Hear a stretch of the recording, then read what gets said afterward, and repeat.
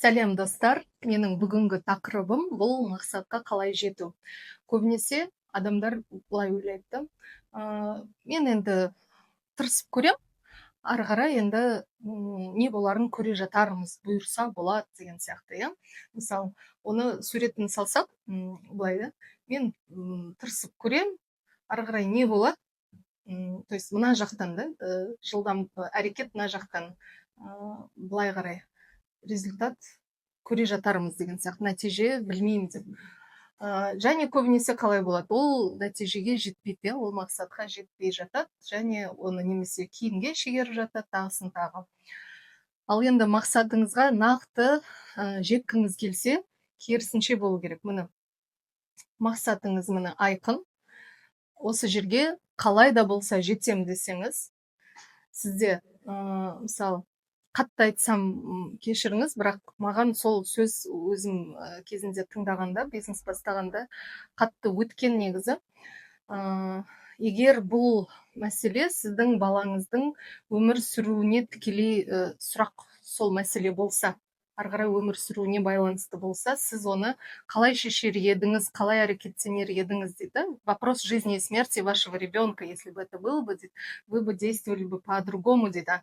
И бұйырса көрерміз, тірі қалса тірі қалады деп айтпайсыз ғой уже олай. То есть сізде любой мақсатыңызға енді солай шынайы жеткіңіз келетін болса, на самом деле соны қалап тұрсаңыз, білмеймін, арманыңыздағы өмір, иә, менде бұрын видео болды сол туралы, мысалы көлігіңіз, үйіңіз арманыңыздағы, саяхатыңыз деген сияқты, ата анаңызға көмегіңіз, балаларыңызға күшті, шынымен де олардың енді вопрос жизни и смерти болмағанмен балаларыңыздың өмір сапасына енді сіздің мақсаттарға жетуіңіз тікелей байланысты ғой.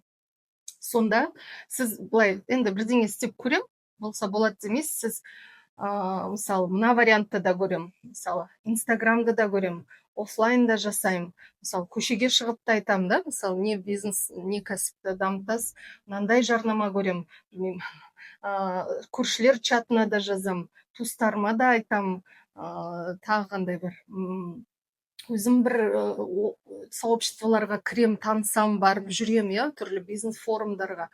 Тағы қалай жетуіңіз мүмкін. Өзіңіздің кәсібіңізді жүргізу үшін ол тауар болсын, қызмет болсын, сіз оны басқа бір адамға сатасыз по-любому.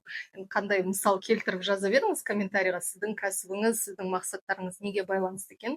Но бәрін осылай адамның өмірі адаммен осыған келтіруге болады. Сонда сіздің кәсібіңіздің жүруі, мысалы мақсатқа жетуіңіз адамдармен, немесе мысалы енді біздің бизнес туралы болғандықтан каналымыз көбінесе бизнес мәселесі бойынша айтып жатырмын. Сіз мысалы жаңағы денсаулық болса да, сіз тек бір варианты осы дәрігердің айтқанымен жүрем демейсіз, сіз өзіңіз дұрыс тамақтануды да қосасыз, ұйқыңызды реттейсіз, таза ауада жүру, иә, диафрагмамен дұрыс тыныс алу, тағы не дәрумендерді толықтыру деген сияқты жан-жақты сол мақсатыңызға жетем деп түрлі варианттарды қолданғанда сіз осы мақсатыңызға точно иншалла жетесіз деген сөз. Мына вариант бұйырса көрермін деген, ол сізді мақсатыңызға әрине әкелмейді. Сондықтан әрбір алдыңызға қойған үлкен ірі мақсаттарыңызға осылай әрекеттенуді қолға алыңыз. Егер менің видеом сізге ұнап жатса, лайк басыңыз, комментарийға өз ойыңызды қалдырып кетіңіз және менің каналыма тіркеліп қойыңыз. Қош сау болыңыз.